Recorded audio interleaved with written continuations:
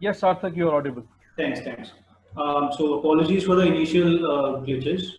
Good evening, everyone. I'm Sarthak, and on behalf of Cuts International, I welcome you all to what might be the new normal of conducting such interactions and events in the near future. Just before we begin, I'd just like to give a couple of quick house announcements. Firstly, it is a request to everyone to please keep their microphones on mute while the session is in progress in order to avoid any confusion or commotion. Secondly, if you wish to make any interventions or ask any questions in between, kindly message them through the Zoom group chat, specifically to either the host by the ID cut Zoom or Mr. Uday Mehta, and we will then take it up in the due course of the discussions. Also, please do mention the specific speakers to which your questions are supposed to be directed. And just a quick shout out, this webinar will also be live streamed on Kut's YouTube channel as well as the Facebook live handle and Twitter live handle of Mr. Suresh Prabhu. So please share that amongst your networks. We'll share the link as soon as we do it. And now without further ado, I'd like to invite Mr. Uday Mehta for the welcome and introductory remarks. Over to you,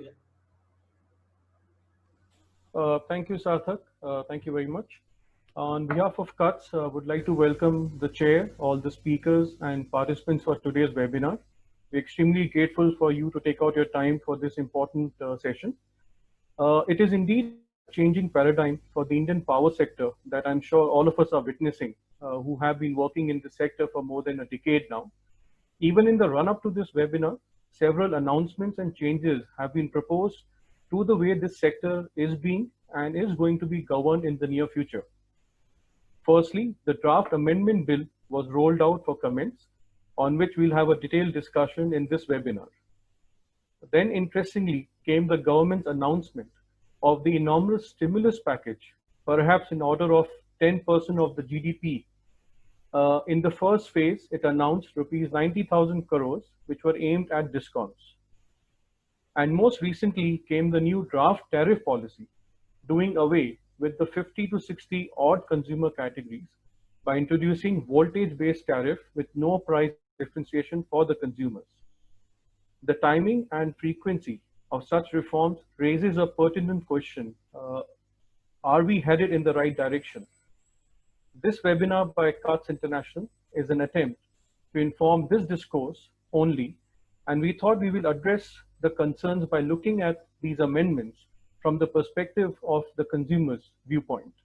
As all of you know, CUTS, as a consumer representative, has been working in this sector for more than 2 decades, looking at the power sector reforms from a consumer lens. Amendments such as allowing open access, consumers to enter into direct contracts, removing cross subsidies, which have a significant impact on the way different types of consumers perceive these developments. To this effect, we also wrote an article which was published in the Economic Times, where we have discussed the gaps of intent and implementation between what the amendments have been proposed and what the statement of objects and reasons specify. Once again, the key question remains whether the amendments are sufficient enough to tackle the long persistent structural challenges, while also assessing how different consumers, who are not mere stakeholders, but are shareholders in the governance of this sector, are going to be impacted. We strongly advocate for the need to undertake cost-benefit assessment of the proposed amendments before its implementation in a half-baked manner. Our speaker, the line of speaker does reflect our commitment to our motto of putting the consumer first. And we hope that this session is mutually enriching for everyone attending this. Thank you to all of you once again, and look forward to a fruitful discussion. Mr. Prabhu, I hope you can hear us now. Yeah. Thank you, sir. Thank you for joining us on behalf of CUTS. Uday Mehta, welcome you to the session. And I'll hand over to Dr. Gauri, who's chair of the session, to take the proceedings forward. Thank you, Dr. Gauri. Namaskar, Mr. Prabhu. Thank you. And I do remember in my younger days, your enthusiasm in reforming the power sector, and had the chance of interacting with you at Administrative Staff College of India. Having stated that, since you have so little time, but you're someone who's been interested in trying to make this a much more viable sector, I think all of us today in this webinar would really like you to respond to the fact that there's been a lot of centralization that has taken place under the Act. And yet, at the same time, there have been a lot of efforts to make things much more efficient, like trying to get rid of subsidy, to try to look at who a consumer is. So I'd like to ask, and to can start off the discussion is, that if there is so much centralization and the state commission's role get much reduced, and the states are the ones who know the consumers, how do you look at it? Who is the consumer that one addresses this entire reforms? And secondly, how would you proceed further in making this a very viable sector?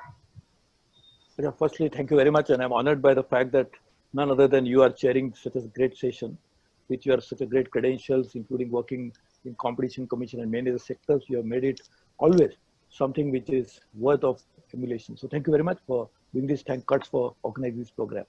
Very briefly, if you permit me, when we are drafting electricity bill, that time it was a bill, not an act yet, we had a widest consultation possible.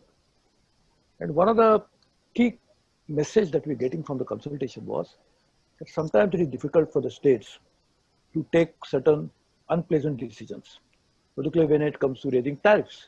It is finds very difficult for them to take it politically.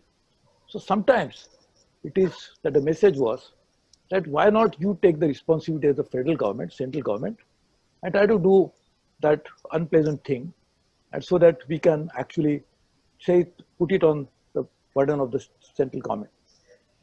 In electricity, consumer is the responsibility of the state, no doubt about it, because the state electricity boards then and now the DISCOMs are the ones who supply electricity to the consumer.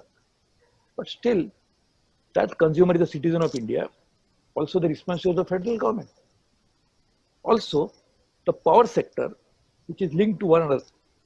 We have state grids, but we have also national grid, which again, when I was in power minister way back in 2002, we had initiated that project, which is now complete.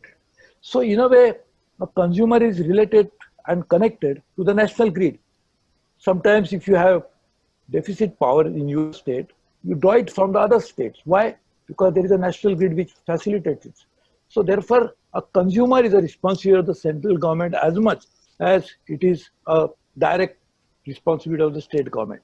So we must therefore find out a way of how do you handle this very difficult situation in which the state DISCOMs are in trouble. The electricity is going to be one of the most important components for making India campaign that we want to make it successful under the leadership of Prime Minister Modi. So therefore, the regulatory commissions will play a very key role. And the regulatory commissions, the way they're appointed and their accountability to the bosses who appoint them, makes it very difficult for them to sometimes take these unpleasant decisions. I will recall when we were creating this forum of regulators and addressed them, I used to tell them that one of the major responsibility for you is not just to increase tariff alone, but also to make power sector commercially viable. And the viability of the sector will come only when the cost plus tariff are put into this. The cost plus was a different phenomena at that time. And when we are bringing Electricity Act, the cost plus phenomena was that you incur whatever cost and then the government will add a little more and you will be able to fix the tariff for it. Now it is not a situation like this. It is a competitive mechanism. Though the competition has not fully come into play because the common access has not become reality, which I tried to do it partially.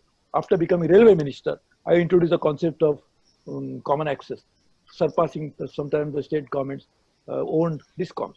But once you have to make power sector commercially viable, that means one, we'll have to get in competition to protect the consumer. At the same time, we'll have to make sure that the generators as well as the distribution companies are properly taken care of on commercial consideration. Today, if you are putting tariffs and then you are giving concession, in fact, I will tell you, Electricity Act had a provision which was amended subsequently. The 2003 Act had a provision that to remove cross-subsidization, but then subsequently removed it. So now what you're asking me is so-called centralization may be a good idea for the state themselves. It is a, what are we centralizing? We are only centralizing certain principles on which a central body will now preside over the tariff fixation and other measures. Also, we are bringing in an element of direct benefit transfer for those who need to be given subsidy. That's the right method. And that is what exactly was said, that the tariff should be fixed on commercial consideration. Thereafter, if the state government wants to feel that somebody needs to be given some concession, some benefit, like farmers, for example, good logic, give it directly to them. And now there's a technology available. So I fully feel that the spirit of this amendment is right. We must put into place. The state governments will again have a say into this matter. They're not that they're just completely disregarded. But I would feel states will be most benefited when the power sector will become commercially viable, when there will be more power available to the consumer. States will be benefiting from it because the consumer will feel that states are responsible also to give us assured power. I had a consultation with farmers organization, almost all at that time, when they should tell me, don't give us free power because that's only an assurance which never happens. Give us assured power at a reasonable rate. That is very important, reasonable rate. Now that will happen. If the states feel that some farmer need to be given concessional rate or subsidy or whatever rate subsidy, they can be given direct benefit transfer. So there is a problem. So I think this is a good method. Can I just ask two more questions? One, you're saying is a very positive response. And I agree with you in the question of the subsidy and the fact that the commission would send the reforms up to the government and the government will say increase the prosody, reduce the subsidy and the whole exercise. But on what basis are you going to decide cost? Because I think it is also important that it should be a cost-based tariff, but one must take into account what I would call as the consumer's contribution to the peak load, the coincident demand. So has cost been decided? Because this cost plus doesn't work, we agree with that. Related to that, I think what is very interesting is bringing this enforcement authority, contracts enforcement authority, because now you're made the electricity sector into a kind of nexus of contracts. So suppose I as a consumer want to take power from a solar, then I will draw a contract with the solar company and also with the transmission company. So your views on that, sir? See, number one, the cost, very important issue. What is cost? That is very important.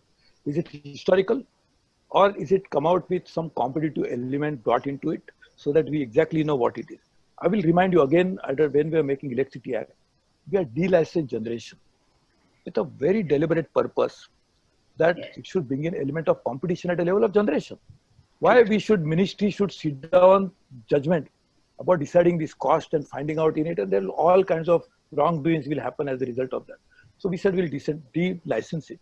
So today, the cost can be ascertained based on market forces, really speaking, and that would be bringing in element of competition into it. So that if you have a tariff-based bidding to award a contract and even otherwise, then there is a de-licensed generation.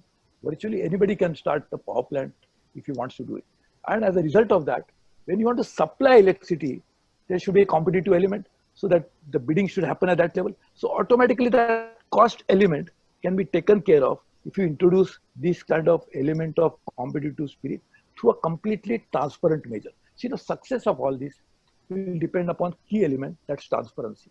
If the transparency is there, visible for people to, and they feel it. It's not just in word, but they feel that there is a transparent operation. I think that will not have any problem. In any case, that element of cost is very important. Other point, which probably you had in your mind when you asked me this question, was cost also at a DISCOM level involves inefficiency. It involves transmission and distribution losses, which are beyond what is technically feasible or desirable. So that also should not be loaded on cost per se. It should be decided on the basis of efficient operation.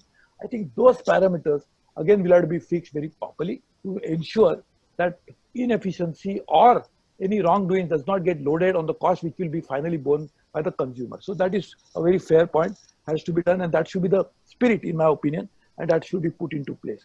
The second element, which you asked me about the enforcement of contract. See, actually speaking, we had a very difficult time earlier years when the first major challenge came to efficacy and the sanctity of contracts. When, if you recall, Enron happened. The Enron invoked this clause saying that in India there is no contract. But of course we challenge it. We put it into this. I will not get into it, but how that was a difficult time when I was the Minister of Power when this happened. But we met with that challenge very effectively and we somehow ward it off. But now there is no question of contract per se has to have a validity, must have a sanctity. So that point is very well, not just power sector, any contract. What is when you enter into a contract, of course, now if you find there was a fraud in a contract, if you find there was something completely wrong statement, misrepresentation, all of that, that's a different matter. But otherwise, there is the Indian Contract Act, which is as old, much beyond, maybe more than 100 years old now. So what is a contract? It is what agreed between you and me as two parties to the contract. And if you just completely, for no rhyme or reason, no justifiable reason, you try to walk out of it, then there cannot be any business that can be transacted. So sanctity of contract has to be honored. Point is, whether a contract should be enforced only irrespective of when you find that there was something patently wrong. It's a completely different issue. Otherwise, sanctity has to be maintained. And that is not just for this, for any infrastructure project. See, India needs to put maybe 10% of India's GDP into infrastructure. And that would run into several $100 billion because our GDP is now close to $3 trillion. Maybe $400 billion of money we want to invest into infrastructure. When the government doesn't have money, obviously we'll rely on private sector to come in and invest that money. If there is no sanctity of contract, who will put the money, you tell me? Even forget private sector. Even government companies will not put that money because there will not be any bankability. If there is the banks will not lend money. Private equity will not come in. So how do you actually build infrastructure for India if there is no sanctity for contract? I'm so glad because we've had a lot of cases in the commission, competition commission on contracts. Now, I would like you, sir, if you spare a few minutes, there must be one or two questions people would like to ask. Please. So I leave it to the host to choose a question and put it forward. Please, please. Thank you, Dr. Gauri. Good afternoon, sir. So one question for you. I'll just take that. Based on what you have said, why is there resistance from states for centralization? If what you say is correct, then the state should be welcoming the amendment, but they are not. Your views, sir. See, actually, I explained to you the historical background. I'll give a little more historical background to this. You know, when the NTPC was set up, or National Hydroelectric Power Corporation was set up, there was also a resistance because till that time, there is a historically 1948, we nationalized all the electricity business. And then we created integrated monopolies for transmission, distribution, generation under state electricity boards, for all the states. So therefore, central government had no role to play, really speaking. But we realized much later, I think Mr. K.C. Pant used to be the Minister of Power at that time, that we realized that we had to generate more electricity to feed it into the grid to help the states. So that intervention from the central government was, again, there was some reservation. But that helped because when in 2002, when we are actually planning this electricity act, almost 1/3 of the electricity into the grid was going from NTPC alone. So just imagine if there are no intervention from the central government much earlier and there was no NTPC, what would happen to the power sector? That was on a generation front. So and that particular time, again, I will tell you something very interesting. We made tripartite agreement with central government, state government, and the central and Reserve Bank of India, signing agreement that if there is a default on the part of a state government to pay to the central utility, will invoke the provision of central devolution, money will be deducted so that power utilities and others can be paid off. When we are signing that, a huge opposition from the state government, huge. But as a result of that, when we signed it, we never invoked it. We didn't have to use a central devolution. In fact, it happened during my time as the power minister. We did many things, so among this one, another thing. But as a result of that, the discipline came in. A lot of states started recovering money from the consumer to pay to the state electricity board. So state electricity board itself honored the commitment to the central utility. NTPC rate had gone down, recovery rate had gone down below 50%. And therefore, I used to jocularly say that NTPC will one day become NTC, National Textile Corporation. If the same situation had gone. So central intervention will always be seen with some reservation. But as history has proved, that such intervention has helped the states more. So I feel the states should be welcoming it. There is no centralization per se. It is actually taking the burden away from the state into the hands of the central government, which in turn can help the states to generate more electricity, make electricity sector commercially viable, make their own discoms viable, which will reduce the burden for the state government to give any budgetary support. So is it good for the state or bad for the state? So if I am doing something for my child, taking away from one school and putting him into a better school and putting him into the boarding school maybe, my child will feel, see, I was very happy coming home every day, but now putting him in the boarding school is taking care of his future better. So that is how the central government intervention should be looked at. Thank you, sir. I think your optimism is something we're looking forward. Thank you so much for joining the webinar. And now I will, if you have time, join us. Otherwise, we hope that. Right.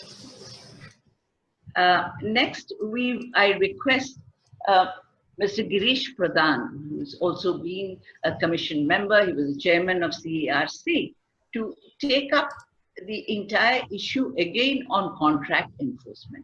Because you see, the CERC also has a role of national tariff. Let me You can take maybe your do it in permission to the leave because I have to attend another program. But let me say one word about, or few words about Girish Pradhan.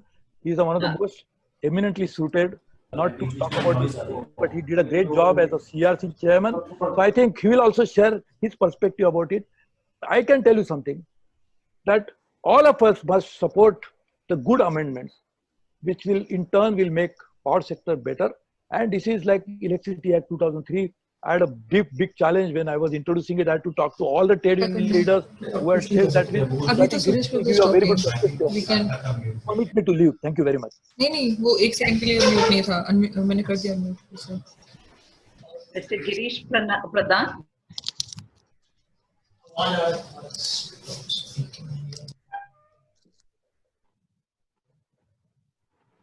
Is Mr. Girish Pradhan there? Yeah. Yeah, I know. I think Good evening, ma'am. you. Oh, how are you? I was listening to both your hello. Hello. Yes, sir, you're audible. Yeah, I was listening very avidly to what you said and what Mr. Prabhu, the former minister and somebody I know very well, said. So, of course, there's no doubt that we do look upon these draft amendments with some degree of optimism. However, we can't really let our optimism override certain basic facts and certain ground realities which, ma'am, we need, and you know very well, need to take into full consideration. There's an oft-repeated saying that the way to purgatory is paved with good intentions. The entire draft amendment is very good intentions. I mean, there is things which I would really say, things like cost-reflective tariff, the subsidies being directly given, and the tariffs being set on reflection of costs. Various other things like putting cross-border trade of electricity squarely with the Central Regulatory Commission, and a number of things, which are there. But let's just look at three issues that I have, and where I do feel that perhaps we need to sit back and have a relook at it. One is this new EPCA that is sought to be, created. I mean, I always say that in the energy sector, the only regulated portion of the entire gamut of energy is the electricity sector. We don't have a regulator for the inputs, for the fuel. We don't have regulators anywhere else. So the regulatory mechanism in the power sector, thanks to the Electricity Act of 2003, is now settled. And it is, I mean, people may criticize it or people may find faults with it, but it's a structure that is now there. Plus, it does adjudicate on a number of issues. You are now planning to create another entity and carving out a particular portion of the total canvas of the regulatory commissions and giving it to them without realizing the fact that that kind of adjudication will have impacts on tariff also.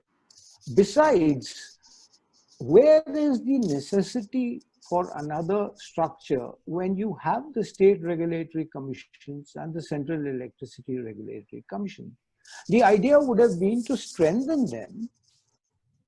And I'm glad there is a provision to give a fourth member to the state electricity regulatory commissions who would be from the legal side, which would again take away from one of the criticisms that had gone up to the Honorable Supreme Court, that the regulatory commissions didn't have a legal person. So you are going to have now a setup in the state regulatory commissions which can easily handle this. So you don't need to put up this huge entity, which is, with my experience, I can tell you, is going to lead to a lot of ambiguity and as well as forum shopping in terms of where the parties are going to go.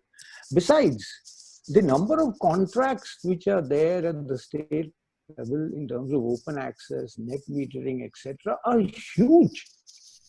And these are all going to now shift to this EPCA. It doesn't make, to my limited knowledge, make much sense. So I would rather request the powers that be back, strengthen your state regulatory commissions and allow this work to be carried out through them. The other thing, sorry, Please you were go. about to say, no, I was only mentioning the subsidy part. It's a very good thing to have direct transfer of subsidy. The only thing is ground reality doesn't make me very confident about the fact that we'll be able to roll this out in terms of direct transfer. So where does that leave us? It leaves us with the subsidy being given to the distribution, the DISCOM. So which is the situation as it stands today? The subsidy by the government is given to the DISCOM. The only thing you are doing is you're telling the regulator, do not take into consideration any subsidy, commitment to subsidy, but fix the tariff on the basis of cost, appropriate costs, of course, taking your point as to the various costs that are involved.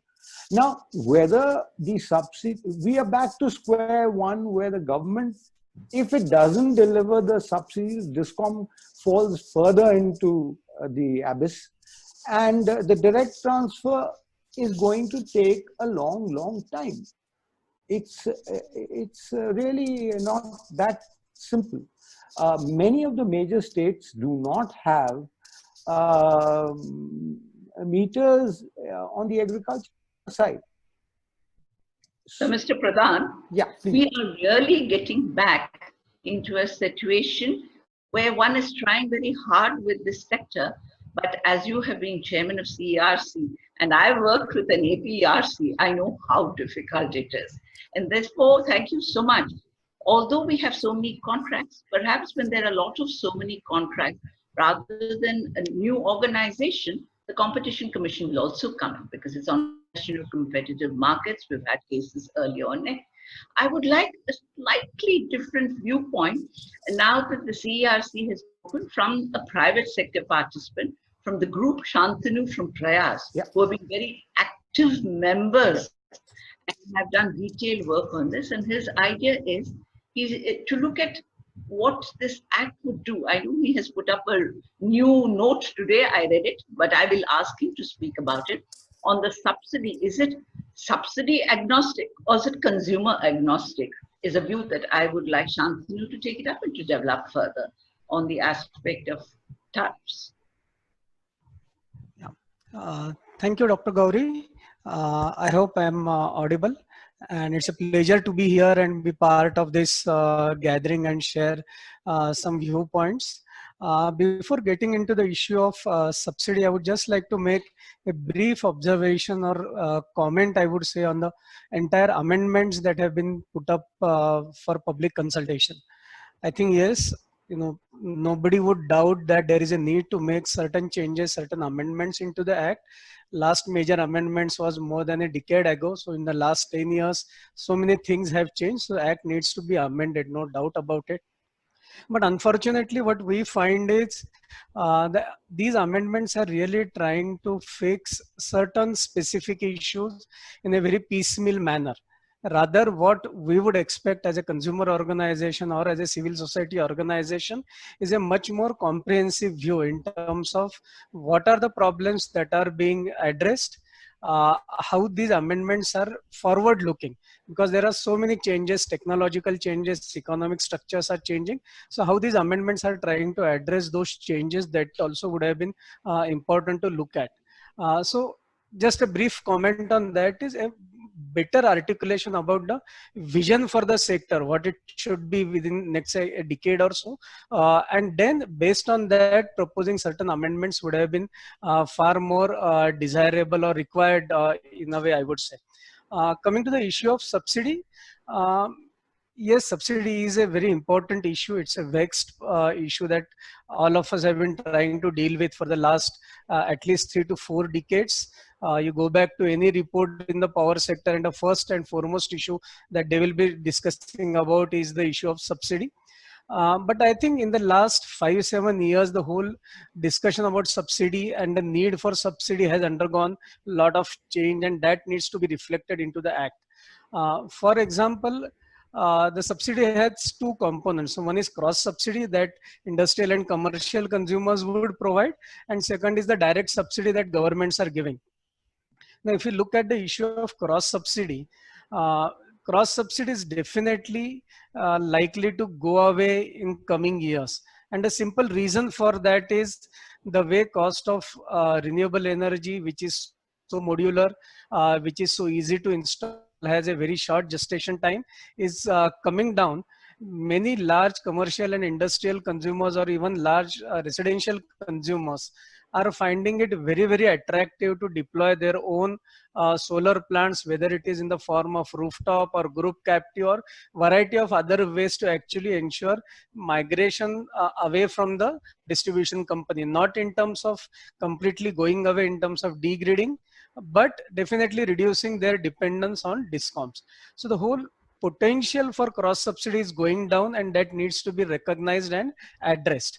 But the second component, that the state subsidy will be here and will need to stay, especially for certain class of consumers like agriculture, which definitely deserve subsidy compared to the current cost of electricity. And that brings us to that issue that the state governments will have to take larger responsibility of providing subsidy to these deserving consumers. Now, how much is that subsidy? That itself we need to see, as Dr. Gauri and Dr. Prabhu also pointed out. We need to find what is efficient cost of supply. The cost of inefficiency, whether it is excess T&D losses, whether it is inappropriate and inefficiently planned power purchase procurement, and cost arising out of that, that should not get counted as cost of supply and hence increasing the subsidy burden for consumers. Second issue is we also need to be very frugal in terms of deciding actually which are the consumer categories which should deserve subsidy and what is the scale of subsidy that they deserve. For example, saying that consumers, even they are consuming 200 units per month or 300 units per month, deserve a significant subsidy. In my opinion, many states are not in a financial position to afford that. So one has to be very, very careful in terms of deciding this. Now, coming to the third issue, and which the Act tries to bring out, is emphasizing direct benefit transfer. Theoretically, yes, this will potentially help in terms of better subsidy targeting and management, but we need to consider some ground reality. First of all is we don't have good enough administrative systems which will actually enable a proper disbursement of this direct benefit transfer subsidy mechanism. A simple example is even meter connections are many times on father's name, grandfather's name, but the grandchildren or there some relatives are actually beneficiary of that land and they are using and tilling that land. So from there we will have to actually do the entire administrative exercise to sort out these records, to be able to actually identify who are the beneficiaries of that, which are there, whether those are properly linked to the bank accounts or no. We'll have to deal with, in case of urban issues, urban consumers, deal with issues such as tenants, whether the subsidy should go to tenant or the landlord, because connection is most typically in the name of landlord. So these are the kind of practical difficulties that one will have to address. And last point on this DBT, which in my opinion is the most crucial point that we need to remember, is whether states are in a position to pay this DBT amount in a timely manner. And if not, then what happens? I just want to give you one example, which is a very recent number that I learned, and I was really shocked to learn about those numbers.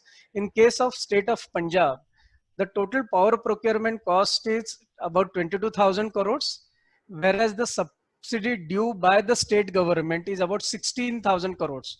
So out of 22,000 crores of annual power procurement cost, accumulated subsidy due by the state government is to the tune of 16,000 crores. So one can imagine, if there are so much delays and state governments are not able to pay committed subsidy on time, then what will be the impact of DBT? Whether consumers will be required to pay full tariff because they are not getting DBT on time, whether poor consumers, especially let's say farmers, have the ability to pay their full cost of electricity and then wait for 6 months or 8 months for the state government to pay through the DBT mechanism.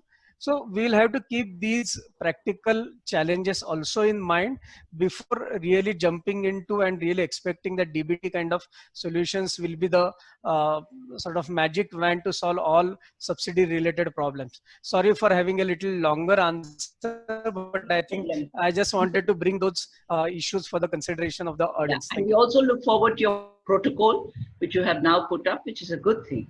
But before I ask Ashok Pense, who is with MERC, I think you're still with MERC. Yeah. Because now we have to go back from the state, from the center to the state. Yeah. You see, the new paradigm that's come up, and decentralization is the paradigm.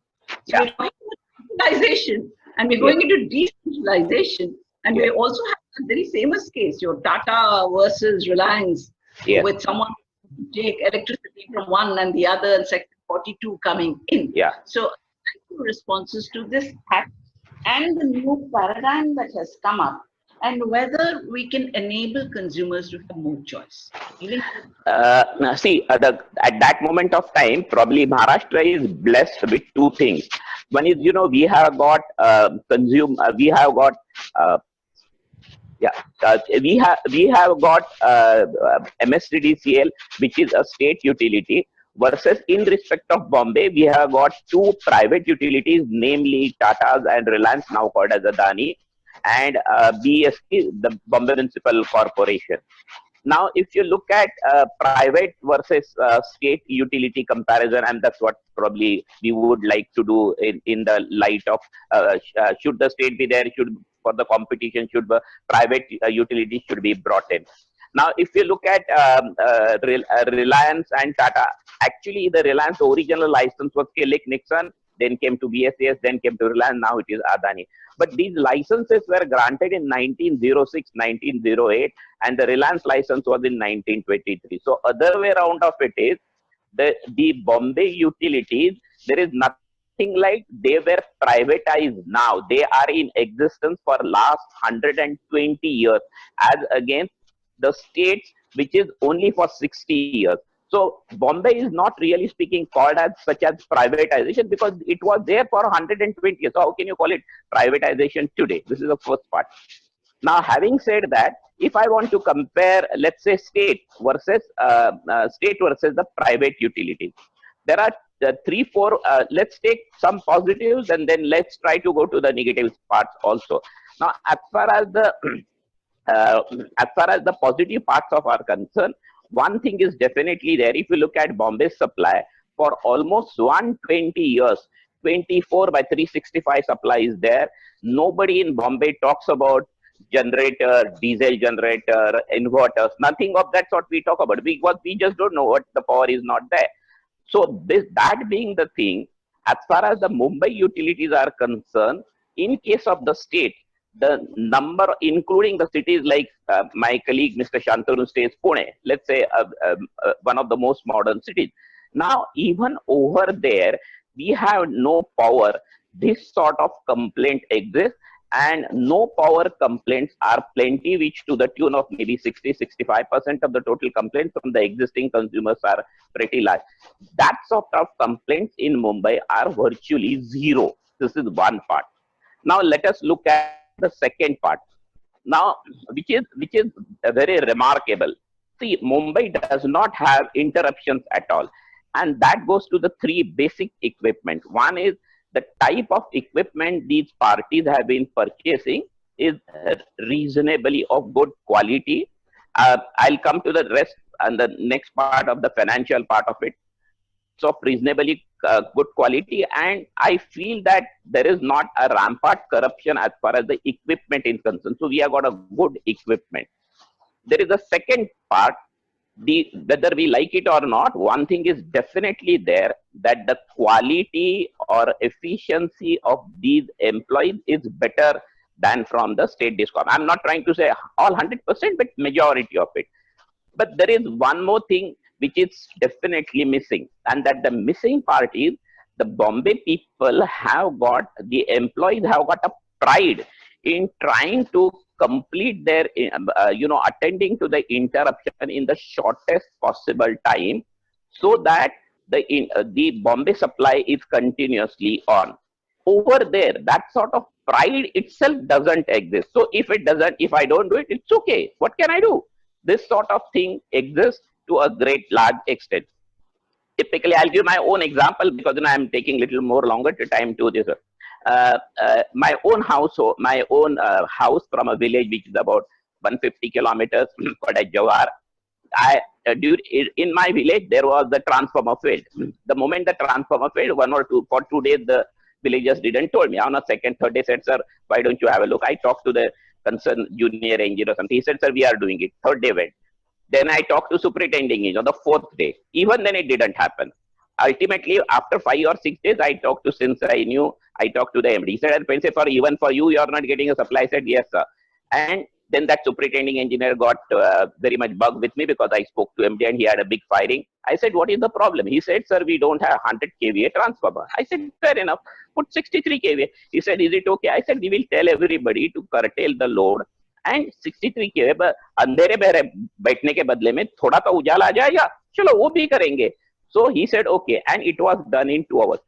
But why we have to go for, instead of 100, restore the supply even with a little lesser load? Why do we have to go to a common man has to go to a MD?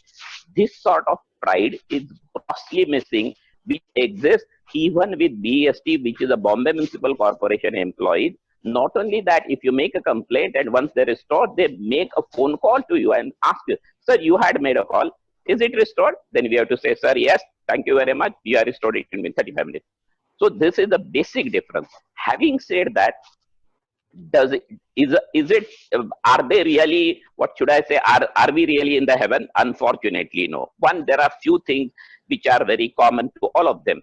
One part of it is, basically the private utilities, they do not want to go for a competitive bidding as far as the purchase of power is concerned. They want to create their own generation, go to section 62 and buy, whether it was Reliance, whether it was Tata. So we have not been in a position to make any change in that. This is the first part. Obviously the price shoots up, one part. Second part of it, the major money comes via return on equity. So what they are trying to do basically is put more and more money into buying the equipment, strengthen the distribution network. But the crux of the issue is return on equity is going up at a phenomenally high rate. This is the second part of it. third part of it is, let's take a specific case of putting smart meters. We have invested 1,000 crores. Well, they might have got some advantage. But the crux of the issue is, have we reduced our power purchase cost by talking to the consumer? And because, it has a two-way communication port, so we have done it. The answer is no. So the crux of the issue is, Bombay has the highest rate as far as the power is concerned. So though on one side we are good, as far as the tariff side is concerned, we are really suffering. This is the difference between DISCOMs and the private utilities. Take over, madam. Yes, I think you have made the point very well, but there's also something I must remind you, that while you can put Bombay as a very good example, and you have treated the question of agricultural metering on the DISCOMs and Puna's side, you have problems in some of your other regions also. So, well, I suppose every state has its own share of problems. Yes. And I'm glad you have brought out these points, because I think we now take up the aspect of the tricky consumer. Pune, you had that problem with the question of how do you provide agricultural supply to consumers and get the farmers to have their own metering on the transformers itself. But for this, I will request, I'm sorry, I think because we are running out of time, I will have a separate chat with you, Ashok, on it.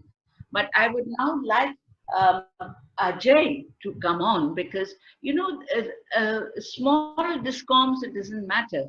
But for a large number of DISCOMs, the consumer is who is supposed to be getting the subsidy, the farmer. But what is also worrying, which I used to find a lot of time, is that the farmer who gets the subsidy, is the point that I think was raised by Shantanu, is not necessarily the tiller to the soil. It is like the free power to landlords in small houses in Delhi, but the ones who stay in the houses pay at least 11 rupees per unit while he gets a free farm. So how do you make sure that of farmers, and how are they going to get their subsidy if it is entitled for them, and what is their position? Because if all said and done, it's a very major area of concern for the electricity sector itself. So Ajay, can you enlighten us on this? Ajay is not there? Thank you for this. Yes, can you hear me? Yes, I can hear you.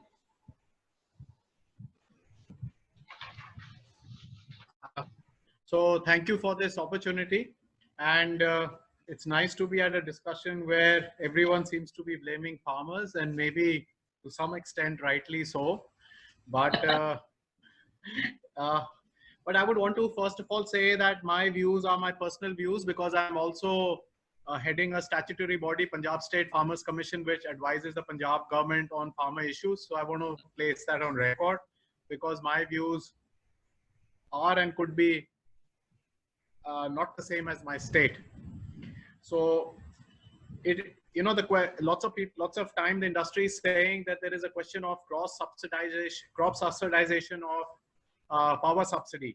Now, if you just look at the power utility DISCOM accounts, then it could be partly true, and it's also true that the cross subsidy in a state like Punjab is very high, and maybe in other states also it is high. So it's fair for industry to feel aggrieved about this, that why are farmers, or I think so the papers don't say why are the poor getting subsidized, or why are the farmers getting subsidized, and why is the burden being loaded onto the industry. So I think it's a valid point. But what we must understand is that everybody is getting a subsidy in some form or the other. The industry is getting a subsidy.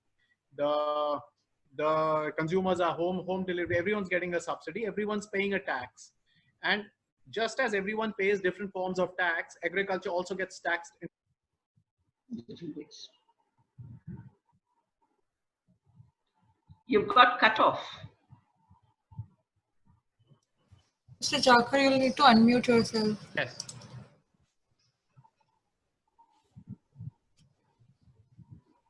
Can you get Ajay back? Yes, I'm back. Ah, good. Okay, yeah. I'm sorry for this. So, so I'm saying, if you look at subsidies only for power sector, then obviously it appears that farmers are the culprits. But you have to take any picture in a holistic point of view. Farmers everywhere in the world, even in the United States, even in Europe, even in UK, everywhere in the world are subsidized. It is for the government to decide how they're going to subsidize something. And many governments, state governments have taken the view of subsidizing electricity by giving free electricity to farmers. So it's not an issue that should farmers be subsidized. It's an issue of how they need to be subsidized. And if electricity is the way to subsidize them, should they get unmetered power supply? My opinion is that they should not get unmetered free power supply, but they definitely need to be subsidized. So we need to rationalize the way the subsidy is being given, and that is the question. The question is not that do they need to be subsidized or not subsidized, but we need to find a way. And as a farmer, as someone advising the Punjab government, my opinion is that electricity is secondary. It is the water which is the primary problem. That free electricity is leading to depleting aquifers and depleting underground water, which will have even far greater and graver consequences for this country. So I'll just leave it at that. If you have, Ajay, I want to ask you two questions, because I think many of us have appreciated what Punjab has done in terms of giving an incentive that if you consume as per the meter, the difference of it you'll be given as an incentive. Because the water is a major problem there. The second thing is, what do you think of DBT? Because it's not the question of subsidy. Is the subsidy going can you repeat that? Can you quickly answer that before I call the next person? Yes. So you're asking about DBT. So I would say that, many people say that instead of subsidy or concessional tariffs for DBT, we've given a draft farmers policy to the state government where we clearly stated that subsidy cannot, the way it is, transfer and give differential subsidy to farmers. In the sense, we've also told clearly that farmers owning more than 10 acres of land should not be subsidized the way some 1 or 2 acre farmer is being subsidized, because the state finances are in a problem.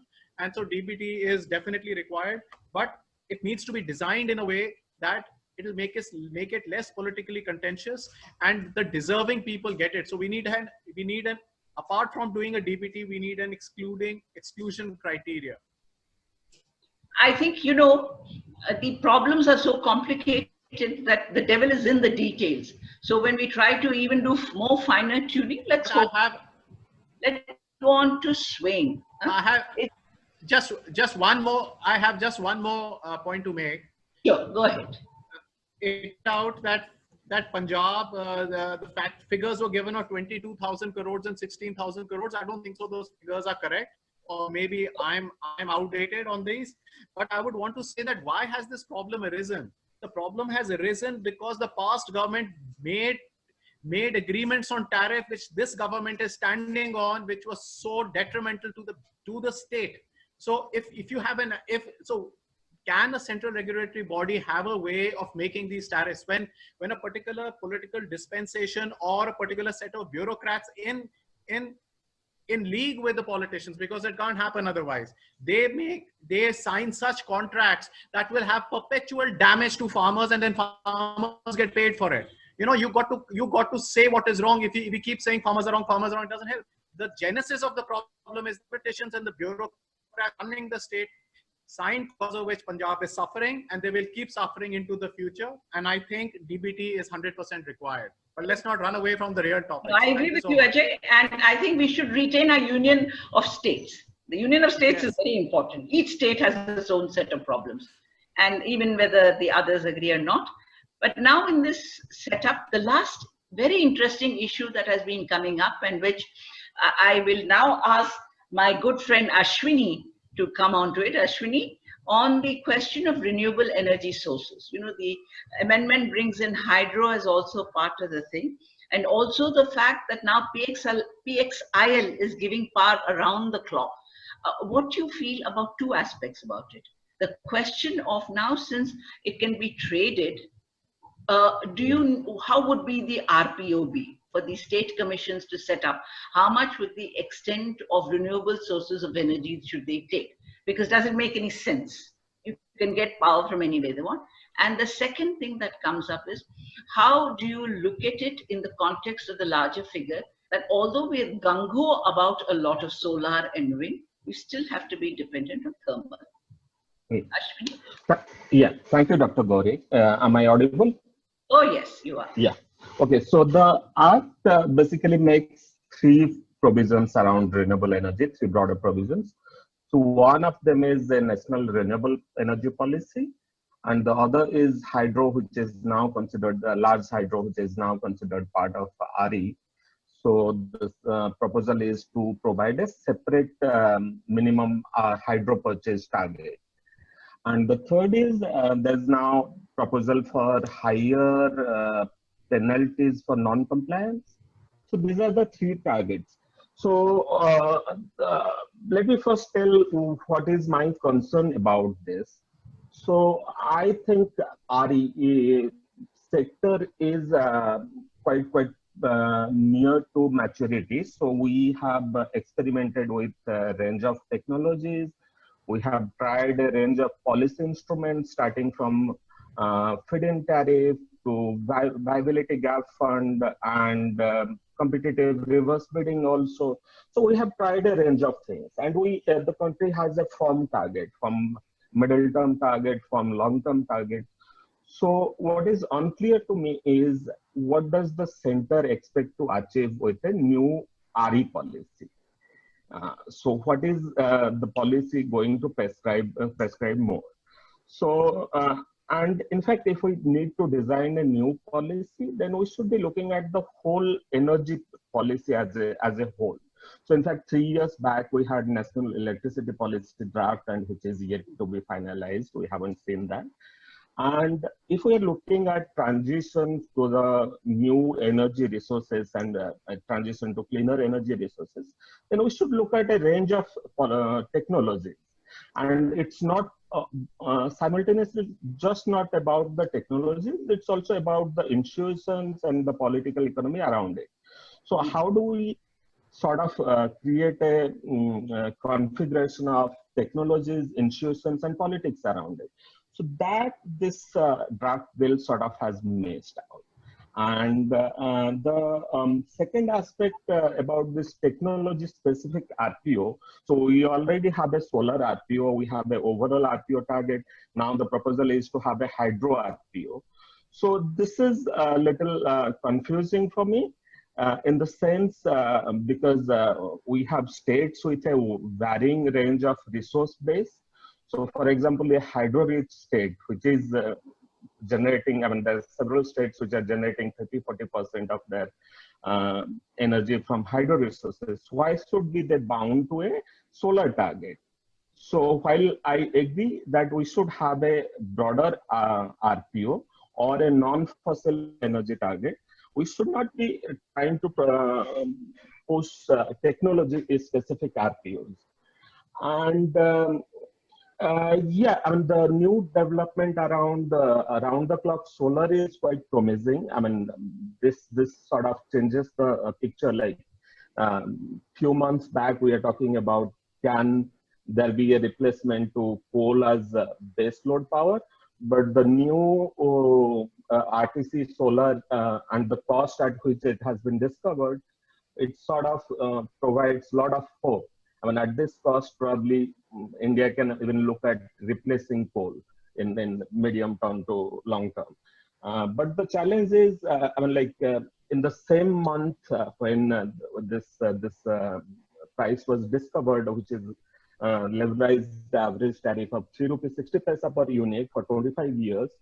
So Madhya Pradesh approved a power purchase agreement for 1320 megawatt thermal capacity at near about 4 rupee 80 paisa per unit.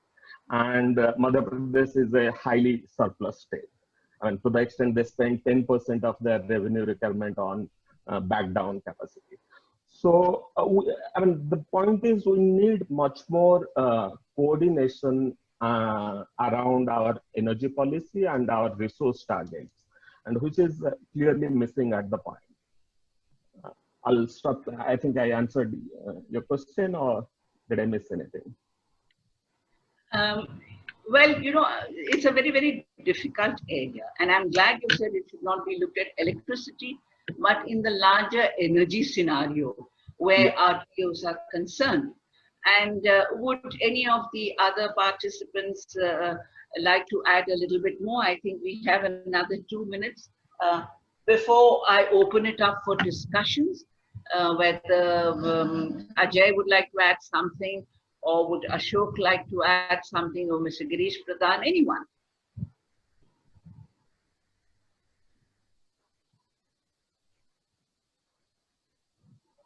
No, not on the renewable sources of energy. Yeah. Always No, madam, I wanted to add one thing, which is,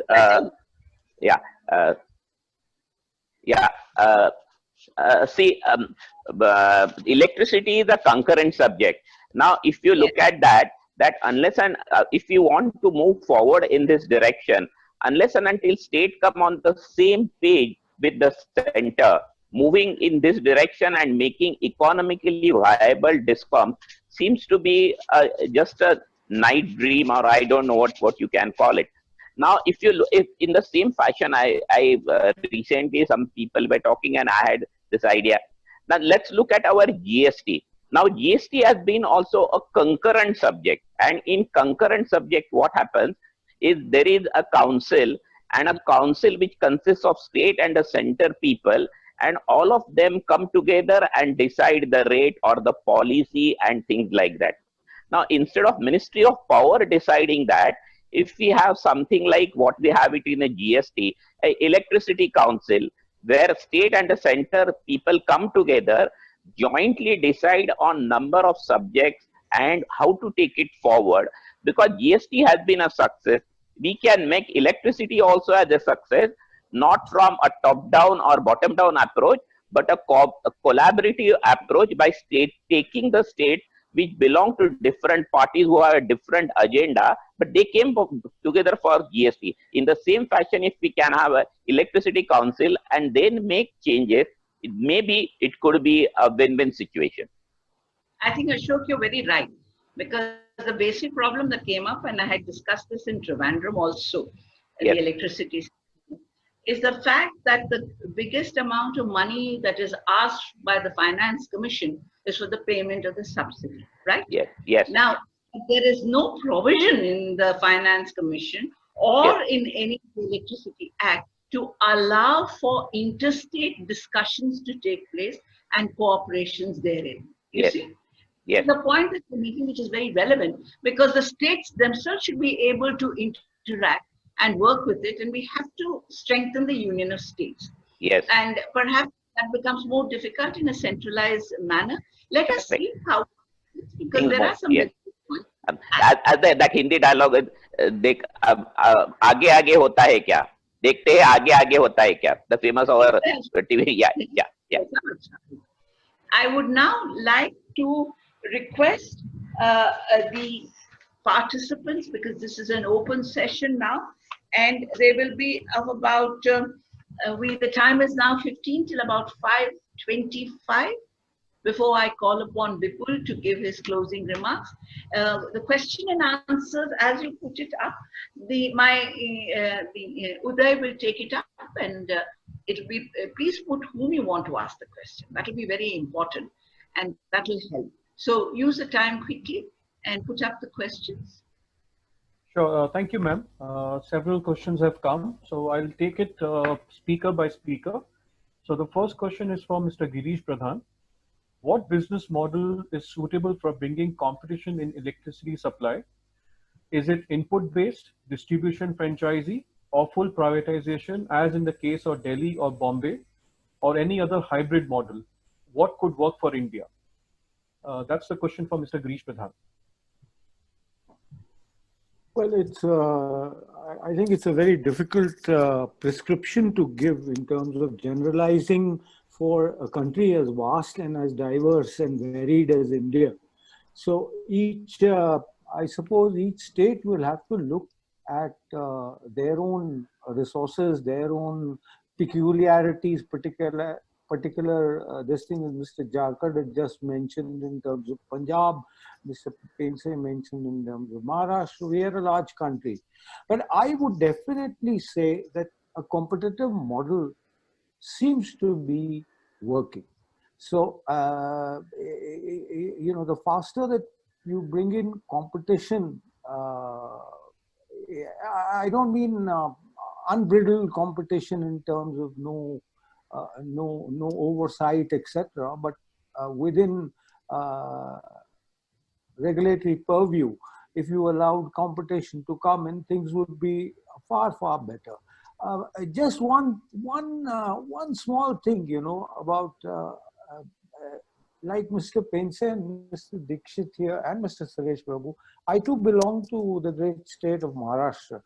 Let me also, you know, give my 2 bits about the fact that MSEDCL or MSEB as it is called, has a great tradition of consumer response. You know, you can't really paint the entire state DISCOM with one brush. At the same time, I would take issue with Mr. Jharkhand in terms of only the bureaucrats being responsible for the state of affairs. I myself have seen a circle, which is known as the Kolhapur circle, where the AT&C losses are 4.5%. Oh.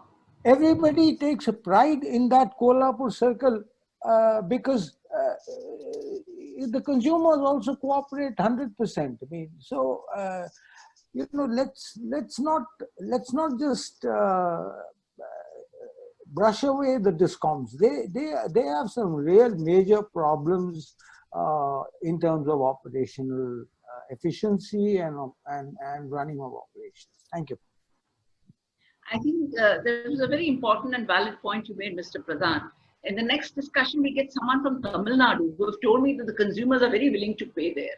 So we can compare the Maharashtra versus Tamil Nadu. Thank you. The next question is for Shantanu. How do you think the Electricity Act 2003 helped the consumers so far? And what more can the current amendment bring for the consumers? Shantanu, over to you. See, in terms of Electricity Act 2003 itself tried to put in place certain institutional structure and certain requirements in terms of ensuring consumer benefits, starting from simple requirements such as need to have standards of performance, you know, very clearly documented parameters and a mechanism to ensure that those standards are complied with, making regulators responsible for monitoring the standards of compliance.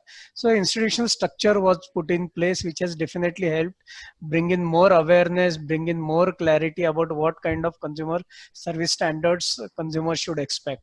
But there needs to be greater emphasis on actually ensuring that these standards are complied with. The regulators need to be more proactive in holding distribution companies accountable for compliance with these standards. So that's something what we were looking at in terms of these amendments, that whether it can still give very clear and proactive mandate to regulators to hold distribution companies accountable on these issues. The other structure is, you know, a very welcome step that was there in the Electricity Act 2003 was allowing or in fact requiring regulatory commissions to appoint consumer representatives so that consumer representatives can actually bring forth consumers' issues before the regulator in all its proceedings. But unfortunately, we have seen that most state regulatory commissions have not appointed such consumer representatives, and few states which initially tried to put in good mechanism and ensure consumer participation have in recent years actually moved away from that. They are not appointing consumer representatives, they are not holding proper public hearings in the spirit of the act. So these are certain areas which, you know, actually the act and proposed amendments can try and strengthen in terms of consumer participation. That's sad. That's very sad. That was very important, consumer participation. Yes. I think the next question is for Mr. Ashok Pense. Do you think the Central Enforcement Authority and the direct benefit transfer scheme as suggested will lead to greater regulatory independence or not?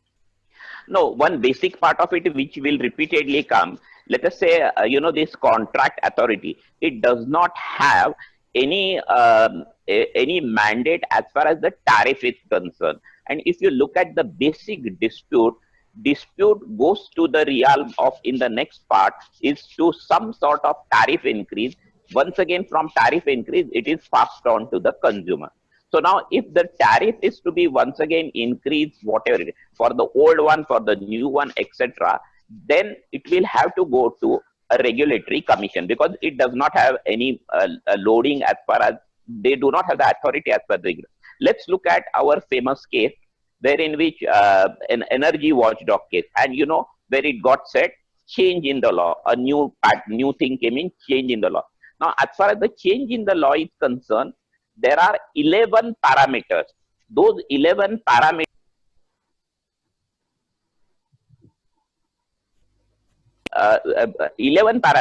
Those 11 parameters, for everything, there is a tariff issue. Out of 11 parameters, 7 parameters have been decided so far. In the sense, it goes from regulatory commission to appellate to, in some cases, Supreme Court, and done. Still 4 are not decided. So even after Supreme Court, which is the final authority, like let's say dispute authority, even then after 4 years, out of the 11 parameters, only 7 parameters have been decided. 4 are not decided. Once again, once the parameter is said okay or not, then the calculation is done and the DISCOM is supposed to pay. That payment is still to come to them. So what they see in which is being repeatedly being said, this is something like a knee-jerk reaction to Andhra Pradesh. The crux of the issue is that ultimate man, the generator, is looking for money from DISCOM. Will he get that money? The answer seems to be, in my opinion, virtually no.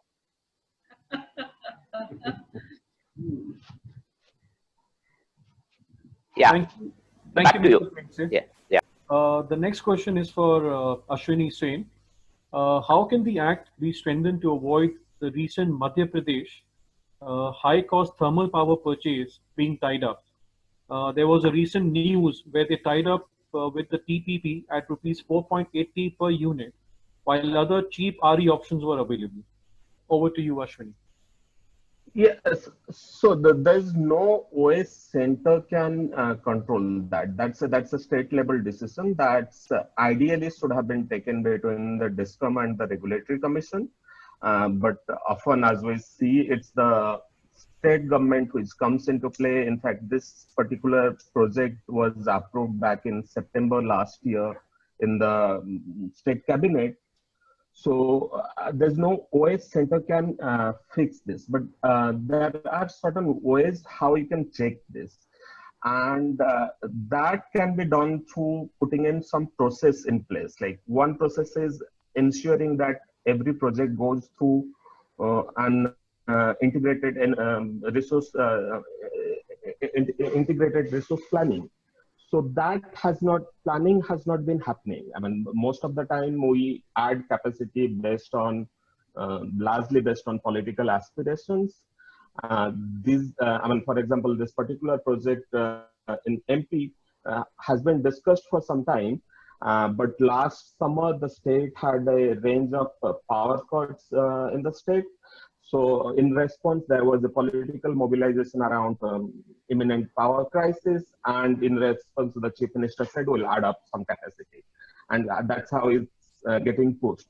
So had it been gone through proper planning, they would have probably realized there's no immediate need for power, and then if there is a future need that can be met through cheaper RE and with the round-the-clock solar power, you can actually, which is modular, which can come up much faster. Thermal power needs near about 5-year gestation period, and this particular project has been granted some 54 months, while solar can come in within 2 years.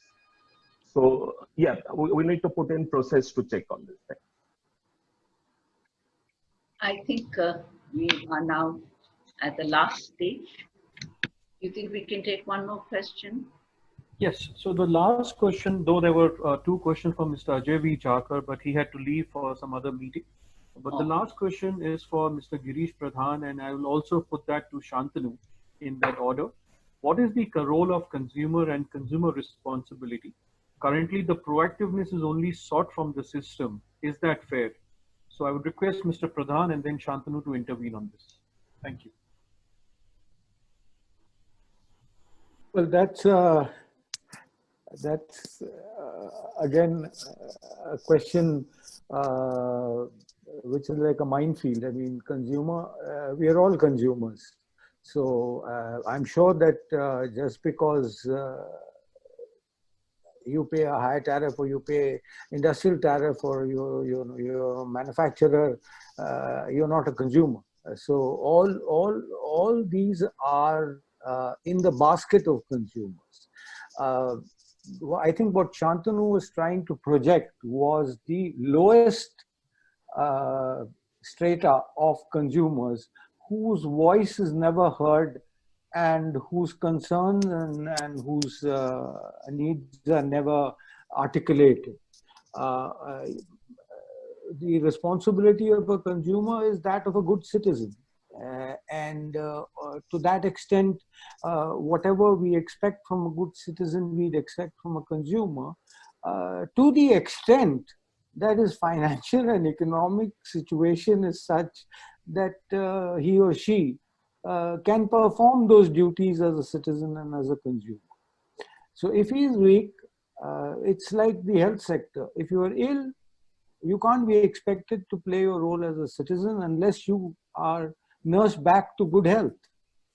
And many of the consumers that Shantanu speaks for and stands for are in that category where they're dogged by ill health and need to be first nursed so that they can then perform their role as responsible citizens or consumers. Thank you. Thank you. In fact, I would start from that with what Mr. Girish Pradhan said very aptly, that consumer's role starts from being that of a citizen. And when we look at it from that perspective, obviously consumers have to play multiple roles. They have to be more vigilant. They have to be a law-abiding citizen who pays their bills on time, who brings to the notice of the authorities all kind of wrongdoings that are happening around. So those are definitely very prominent and important roles for consumers. But at the same time, wearing the citizen's hat, also consumers need to be more vigilant in terms of contributing to ensuring that there is good governance in the sector. Raising pertinent questions about what was just discussed some time back in terms of what kind of power purchase agreements are required. What is the level of AT&C losses in the distribution utility? So those are the kind of some of the difficult questions that also consumers need to ask. Also importantly, consumers also need to be vocal in terms of supporting some of the good initiatives and the good performing distribution utilities or good performing officers and right kind of decisions, which again I find that at times consumers are not that vocal in supporting some of these good initiatives, whether it is in terms of solarization of agriculture, or there could be number of such examples I'm sure that all of us know from each state.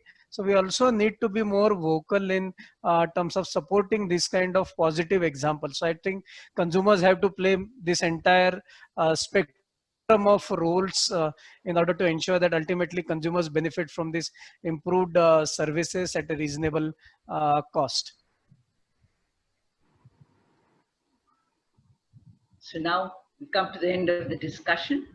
It was an extremely interesting intellectual discussion, and I on my part would like to thank Uday and Kutz for what they organized and got such an interesting group together. May I now request Vipul to give the vote of thanks and close the session.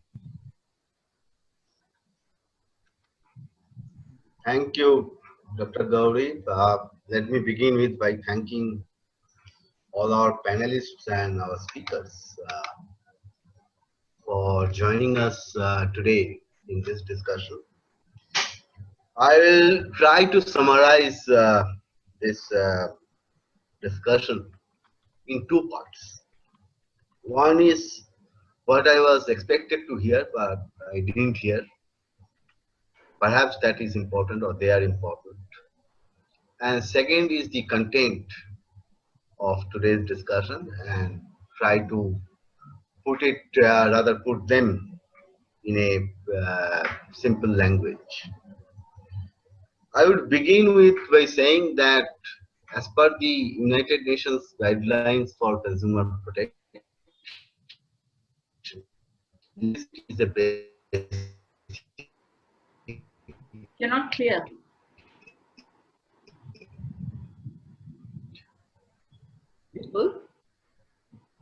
We have to, You're not clear. when we talk about the consumer,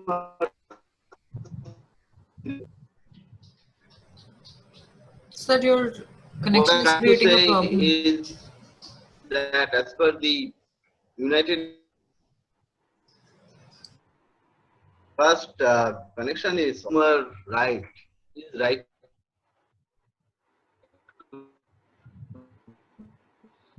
basic needs. And so that this whole issue, a basic need for the welfare of consumers. Having said that, but I didn't hear that during this discussion. Perhaps there could be several reasons for that. I don't want to get into that. But having said that, do you think that we should consider electricity or consumption of electricity as a public good? Look at the all four criteria of determining public good. I don't think electricity is a public good. At the same time, we have to also underline universal access to consumption of electricity. And that is something, let me switch off my video, maybe that is better. That is something which I would like to underline. Now coming to my second part, I think the discussion was rich in content. We have made a note of them. At the same time, perhaps it is so rich that many things which have been said, they have gone above my head. So the point is, as a common consumer, what is it that I want? Timely delivery of quality service at a reasonable price. I'm not saying that without paying anything. Timely delivery of quality service at a reasonable price. And therefore, not as part of this Electricity Amendment Act or Amendment Bill, yet to become an act, but as part of national tariff policy, I think a number of good measures have been proposed. And of course, there is a possibility of further refining them. But we need to support that as consumer groups, because overall, I think consumers are going to be benefited. Common consumers are going to be benefited as a result of the implementation of those measures. Now, here I would like to underline the word implementation. As we know, and Dr. Gauri, Mr. Pradhan, and all of us would know that implementation is a major concern in our country. We may have best of intention, but due to implementation concerns or lack of implementation, to be precise, unintended consequences of best of policies are also there. So we need to see how we can minimize them.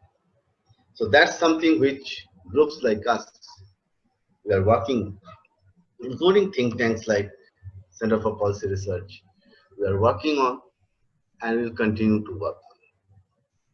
For example, this zero tolerance policy on gratuitous load shedding, I think that's a very good measure which is going to help us, particularly in a new normal where electricity is going to be much more important for accessing various services, not just to run a few lights or a few fans, but for accessing education service, for accessing health service. So how can we help common consumers to access those services in a better manner? That's something which we need to look at. The larger point which I would like, there are two in fact, with which I would like to conclude. First is that these are complex issues. I mean, many of them are complex issues. There are pros, there are cons, and we need to put them in simple language. So, as we often do in case of bills like this, which are placed in the parliament, are going to be placed in the parliament, we come out with a document called Bill Blow Up, which is essentially putting things in simple language, what is there, what is not there, what are the good things, what are the not so good things, how can we make such a bill better, particularly keeping in mind the implementation issues. So that is something which we are going to do, number one. And many of those, the elements of that, the document which we are going to produce were there in our presentation, which unfortunately due to want of time, technical glitches, we couldn't make. One of my colleagues, Sarthak Shukla, he has to make that presentation. And sorry about that, Sarthak. And but we are going to send that presentation to all of you who have registered this webinar. So the larger point is that we have to come out with a document in simple language to tell our member of parliament and other stakeholders. So these are the issues, these are the concerns, these are the good things, these are not so good things. So that at the end of the day, we get a better legislation than what it is today, number one. I'll not go to get into the center, state, concurrent list and those kind of things. The only thing which I would like to say is that it is inexplicable to me that why one set of consumers in one part of the country, they are going to pay less than another set of consumers in another part of the country to pay more. The same kind of consumer, domestic consumers, pure household consumers like you and me. So that's something which you need to ensure that there is some minimum criteria so that Indian consumers as a whole can benefit as a result of these amendments. The second and final thing with which I would conclude is that is by posing a few questions. Is it necessary or is it desirable or is it possible to decouple electricity sector from political interference, given the political economy nature of this kind of a sector? Are there examples in India or in other parts of the world about decoupling of this sector from political interference? How do we do that or don't do that? What could be the possible benefits, possible challenges? So that's something which you need to ponder over a period of time as we make progress for consumers to be better benefited as a result of reforms in this sector. So therefore, I think there comes the importance of groups like us, press, cards, consumer voice, etc., various groups. And we need to, I think we need to network much more among ourselves to benefit from each other's knowledge, from various ground realities, as Dr. Gauri has rightly pointed out, that it would be very interesting to hear from consumers, let's say in Tamil Nadu, and compare them, or different types of consumers, and compare them with those in other states of Punjab. And I would end by saying another thing, is that it's from another work which we are also doing. We have found that the cost of electricity for the industrial sector is particularly very, very high in India. And it is one of the factors which are impacting, I would say hugely impacting, the competitiveness of our industrial sector. And so for not just industrial sector, various other sector, agriculture and services as well. So how can we reduce the cost of production, transmission, as well as distribution of electricity? So I will leave with that question with you, and thanks to this new normal, I think in future we are going to have more and more interaction like this. So let me once again thank you, Dr. Gauri, our panelists and all participants, and over to Dr. Gauri and Uday for the concluding remarks or final remarks. Thank you. Over to them. No, I think with that, thank you very much. Thank you to Dr. Gauri for chairing the session. Thank you to Mr. Girish Pradhan, Shantanu Dikshit, Ashwini Sen, Ashok Pense, and Mr. Jakar, who's no more there with us right now on the call, on the webinar. With that, we close. As a part of the way forward, we will also be preparing our comments and suggestions on the amendment. And we'll also put that in public domain for comments and suggestions. And if there are like-minded institutions who would like to partner with CUTS in terms of submitting those comments, we'd be happy to collaborate in that exercise. With that, once again, thank you to all of you and have a good evening. Bye for now.